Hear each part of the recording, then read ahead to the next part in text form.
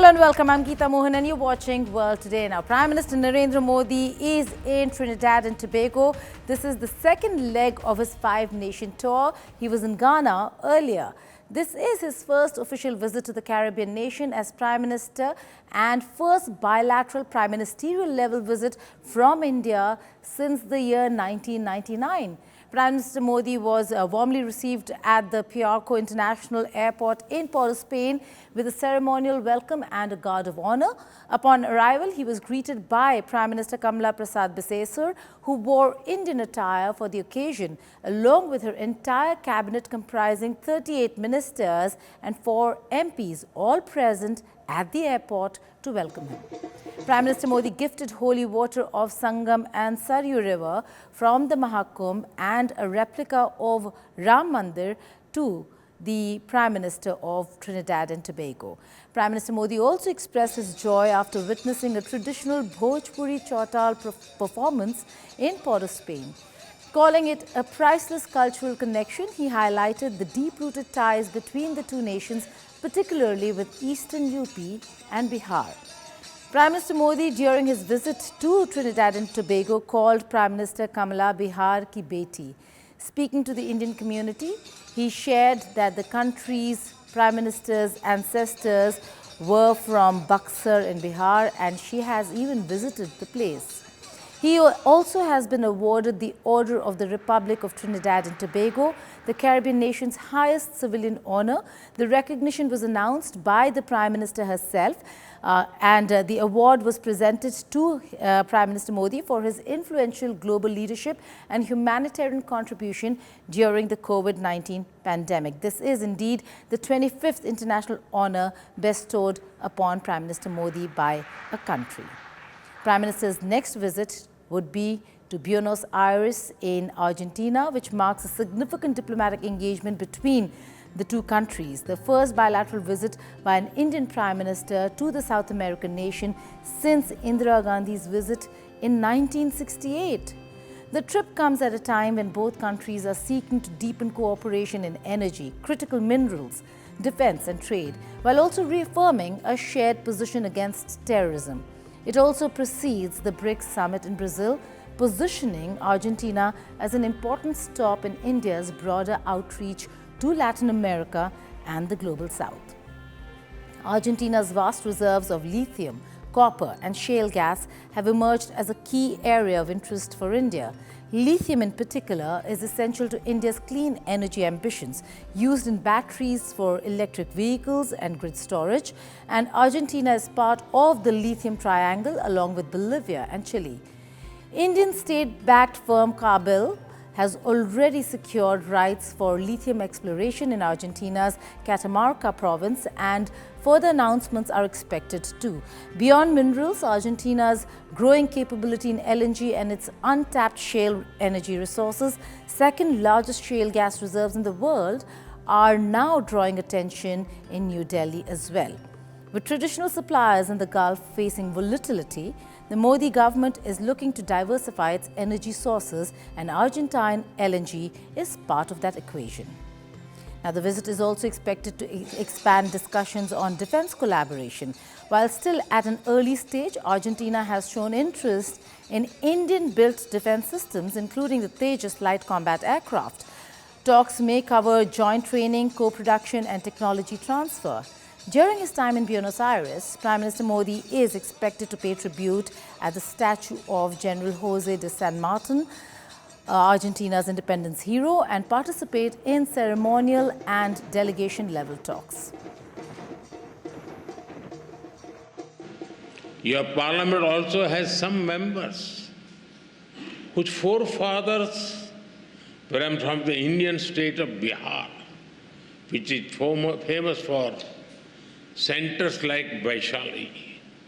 Friends, there is a natural warmth in the connection between our two countries. I must say, Indians are among the most passionate fans of the West Indies cricket team.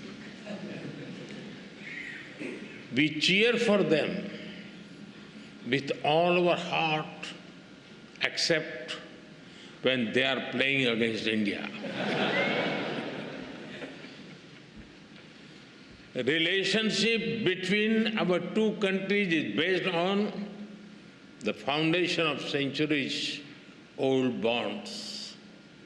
180 years ago, the first Indians arrived on this land after a long and hard journey. Oceans away, the Indian beats blended beautifully with the Caribbean rhythm. Earlier today, as mentioned, we had the distinct honor of conferring our country's highest national award, the Order of the Republic of Trinidad and Tobago. And Prime Minister Modi is recognized internationally as one of the world's most respected, most admired, visionary leaders who has transformed and redefined and repositioned his own country as a prominent and dominant global power.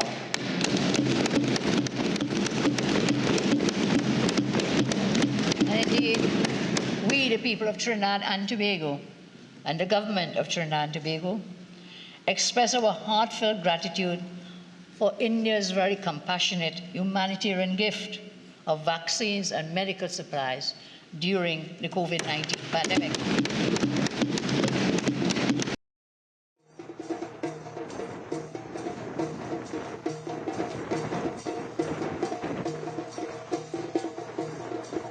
Those are visuals of Prime Minister Narendra Modi receiving a ceremonial welcome guard of honor at Port of Spain when he arrived in Trinidad and Tobago. Look at the massive Indian community presence in Trinidad and Tobago. I'm being joined by my colleague Pranay Upadhyay, who's been following the visit very closely. Pranay, massive diplomatic outreach by the Indian Premier and lots of medals and honors. But he is also headed to a very important country just after this, Argentina.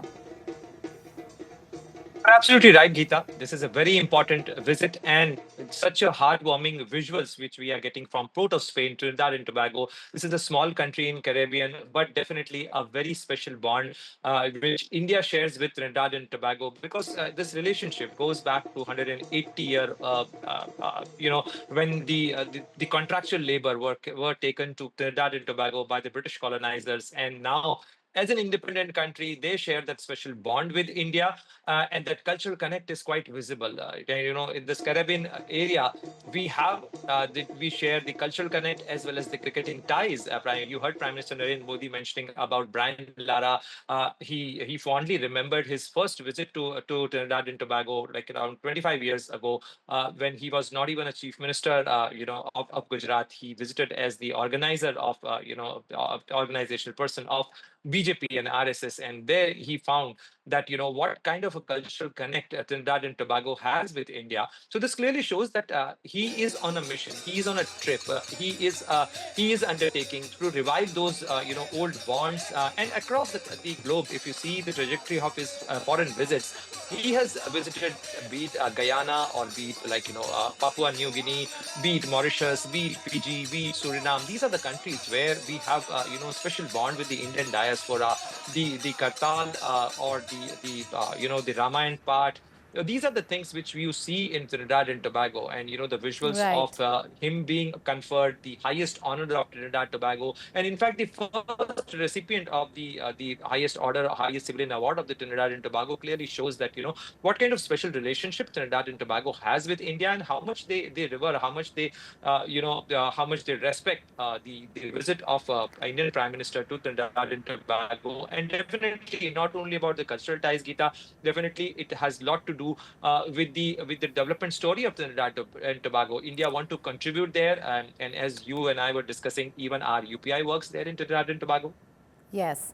Also, Pranay, the biggest story over here is not just the cultural connect. Look at the big push over here. It's not even the global south outreach. Pranay, it's about Make in India, and Make in India when it comes to defense. Major defense push in Argentina for Make in India, indigenous weapon systems and jets. You're right, Geeta. Not only defense deal, but Prime Minister Narendra Modi's visit to Argentina is also relevant and important in terms of securing the critical minerals. Like Argentina is a big producer of lithium, and in northern part of Argentina, some of the Indian companies have secured the mining contracts, and that how lithium and cobalt or nickel has become important as far as the modern technologies are concerned. These rare earth minerals are the new age, two new age things which are important and which are, prime on agenda for even President Donald Trump or for Prime Minister Narendra Modi. So global leaders are looking for these rare earth minerals and securing deals for the rare earth minerals. And in that context, Prime Minister Narendra Modi's visit to the next stop of him would be in Argentina, and while having a high-level discussion with the leadership of Argentina, he would not only be talking about the rare earth mineral contracts, the defense deal you rightly mentioned about the Argentina has expressed interest in some of our missile system, including the Akash missile system and some of the India manufactured defense deals. Right. So that is also one important thing. And India is the fifth or sixth largest, investor in the Argentinian economy, Right. and that's why it is very important. Even the agriculture ties with Argentina are important with India. That's correct. Right, Pranay, the fact that there are 5 countries he's visiting, but Argentina is the only one that is not honoring him with an award. But there is going to be important defense cooperation between the two countries. Thank you so much for joining us. Keep tracking the story, and we'll keep dipping into you on what's happening in this 5-nation tour. Now, the big, beautiful bill will see the light of day as US President Donald Trump signs it into a law on America's Independence Day. The 900-page bill extends tax cuts, slashes welfare funds, and will raise fiscal deficit over the coming years. That Trump managed to push through the bill despite divide within the Republicans means he is in his most powerful phase as a president. Here is a full report. On this vote, the yeas are 218, the nays are 214. The motion is adopted. Press on for the American way of life. Press on for democracy. We're going to press on. Marathon debate sessions, House Minority Leader Hakeem Jeffries' record-breaking decision to filibuster and divide among Republicans, all this together could not thwart Donald Trump's mega one big beautiful bill to come into force. In a matter of hours, the US president will sign the bill into a law on 4th of July, the American Independence Day. There could be no better birthday present for America than the phenomenal victory we achieved just hours ago when Congress passed the one big, beautiful bill to make America great again. The yeas are 50. The nays are 50. After being narrowly approved by the Senate in a 50-50 vote that requires Vice President J.D. Vance to break a tie, the bill was approved by the House of Representatives in a 218 to 214 vote. In every aspect of our country, we're doing well, despite the fact that we inherited millions of people that shouldn't have been here. And I think we have crime stats that are coming out that are showing the lowest numbers we've had in many years. And that also despite the fact that a lot of people are here that shouldn't have been let into our country. So they're going to be very proud tomorrow. So we're signing at about 5 o'clock. And at about 5 o'clock, we're going to have B-2s and F-22s and F-35s flying right over the White House. And the Speaker and I and John Thune, we're all there together with most Republican senators and congressmen and women. And it's going to be a great day. So we'll be signing with those beautiful planes flying right over our heads. The bill is an extension of Trump's 2017 Tax Cuts and Jobs Act. With this bill becoming a law, spending on border security, defense and energy production will increase. Due to all this, there will be significant cuts to healthcare and nutrition programs like Medicaid and the Supplemental Nutrition Assistance Program, or SNAP. According to the Congressional Budget Office, the bill will add $3.4 trillion to federal deficits over the next 10 years, leaving millions without health insurance. Certain provisions have been removed from the bill, like the one which would have ordered the sale of public lands and another which would have paused state regulations on AI. President Trump is going to sign the bill into a law at a ceremony on July 4th. He has announced the signing ceremony on his Truth Social handle. With Mahashweta Lala, Bureau Report, India Today. Tibetan spiritual leader, His Holiness the Dalai Lama, will celebrate his 90th birthday on the 6th of July.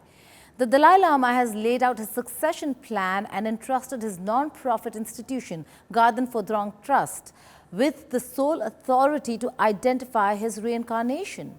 But if China appoints and recognizes another Dalai Lama, which they will, then India will be in a tight spot. I spoke with the head of the Tibetan government in exile, Sekyong Penpa Sering, and this is what he had to say. Listen in.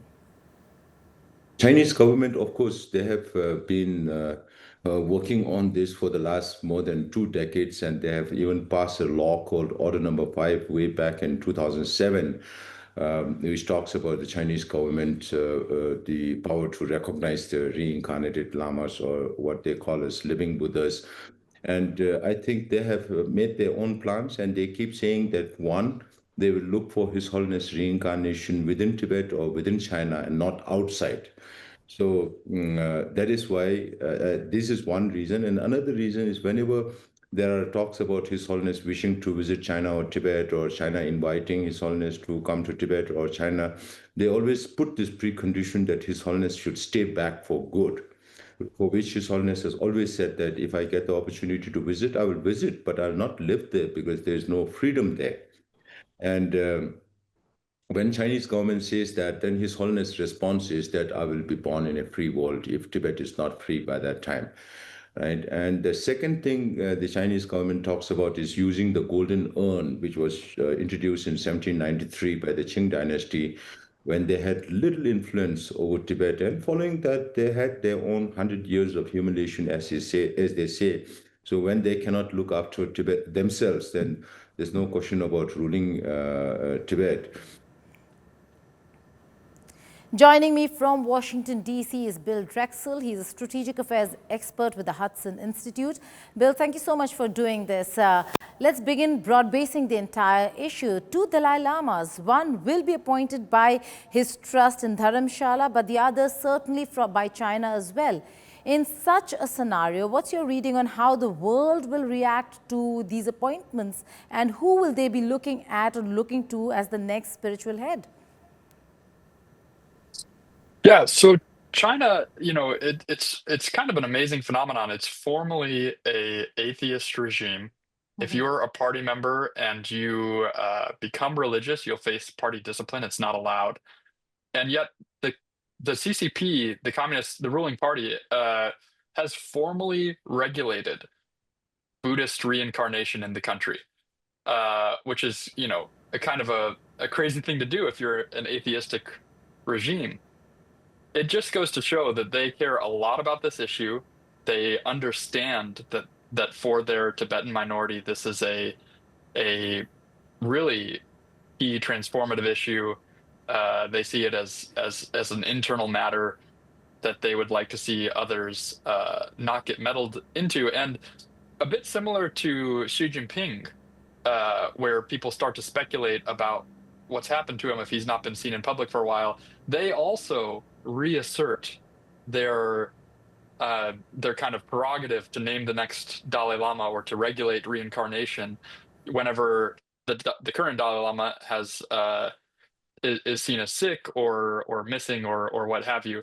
So this has been a very long-standing issue that they care a lot about. I think we can go ahead. Well, I think we can expect that if we see, as seems to be the most likely outcome right now, that the Tibetans in exile identify a new Dalai Lama after this Dalai Lama passes, and Beijing appoints a different one, or at least does not recognize the one that is recognized by the Tibetans in exile, I think we're going to see a major diplomatic crisis. The Chinese Communist Party will exert pressure on all relevant parties, which would include certainly India, also likely the United States, to try to get its way. And it'll likely be messy. Right. You mentioned diplomatic crisis. So a diplomatic crisis, indeed, it is going to be. India will be in a precarious position, Bill, of whether to recognize the Dalai Lama appointed by his office in Dharamshala or not, because recognition would mean further heightened tensions in an already fraught India-China ties. Yeah, absolutely. This is one of the flashpoints with China, and there's no telling exactly when it will blow up, but it is a tinderbox that India will have to prepare for. India has deep civilizational ties with Tibet. India is the birthplace of Buddhism, which is kind of at the heart of this issue.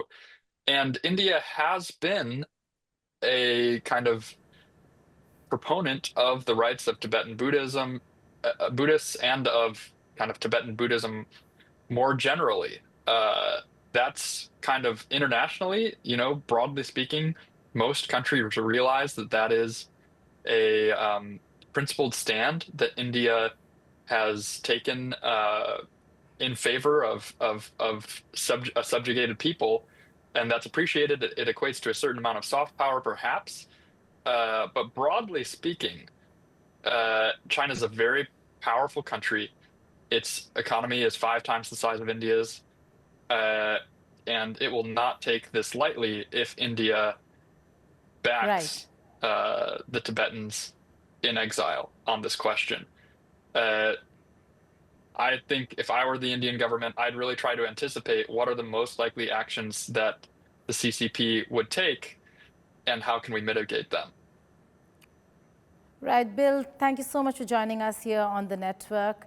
We'll maybe keep coming back to you as and when we see developments happening in China. Now, Russia has accepted the credentials of a new ambassador of Afghanistan as part of an ongoing drive to build friendly relations with the country's Taliban authorities, which seized power as United States troops withdrew from the country 4 years ago.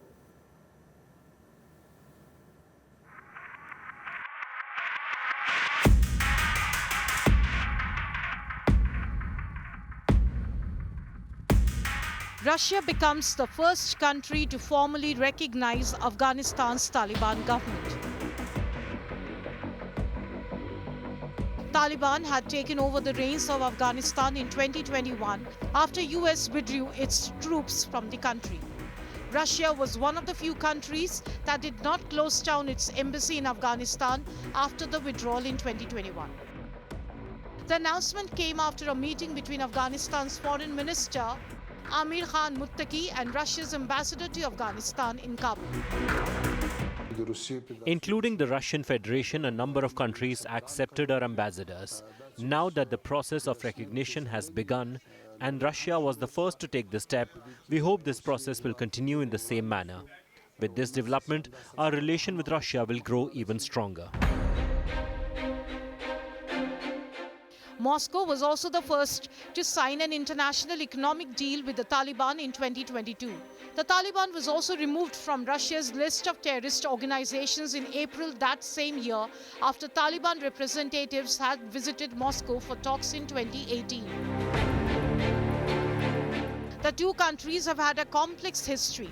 Erstwhile Soviet Union or the USSR invaded Afghanistan in 1979 and fought a long 9-year war. Civil war raged after USSR's withdrawal and Taliban took over the country in 1996. To narrow down the influence of the Soviet Union, the US supported Afghan rebels known as the Mujahideen against the Soviet-backed Afghan government during the Soviet-Afghan War. The Soviets withdrew its troops in February 1989 and lost almost 15,000 personnel during the war. No other country has formally recognized the Taliban government so far. However, China, the United Arab Emirates, Uzbekistan and Pakistan have all designated ambassadors to Kabul. With Neha Kumari, Bureau Report, India Today. In a rather disappointment to none other than the US president, Russia and Ukraine are at it again. Missile strikes and attacks between Russia and Kyiv have begun. Russia's attack injured 23 people and caused damage across numerous areas of the city. Russia launched 550 drones and missiles, most of which were Shahid drones. 11 of them were missiles. Now, Kyiv could hear the drones along with explosions and heavy gunfire as Ukrainian forces were trying to shoot down the missiles and drones. And this came at a time when Trump spoke with the Ukrainian president. Listen in what President Trump had to say. Yeah, I'm very disappointed with the conversation I had today with President Putin, because I don't think he's there. I don't think he's there. And I'm very disappointed. Well, it's not, I'm just saying, I don't think he's looking to stop. And that's too bad. Безусловно, мы очень внимательно относимся ко всем заявлениям. Undoubtedly, we pay close attention to all of the President Trump's statements. During the call, President Putin repeated that we are interested in achieving our goals in special military operation, and we'd rather do it by political and diplomatic means. But for as long as it does not seem possible, we will continue our special military operation. Но пока это не представляется возможным. The attacks have begun even as US President Donald Trump is trying to broker a ceasefire between Russia and Ukraine. One of his first promises to have done it within 24 hours or at least the first 100 days when he became president. We'll see what happens next after the conversations between Putin and Trump and Zelensky and Trump. With that, it's time to say goodbye from me. Thank you for watching. Goodbye and take care.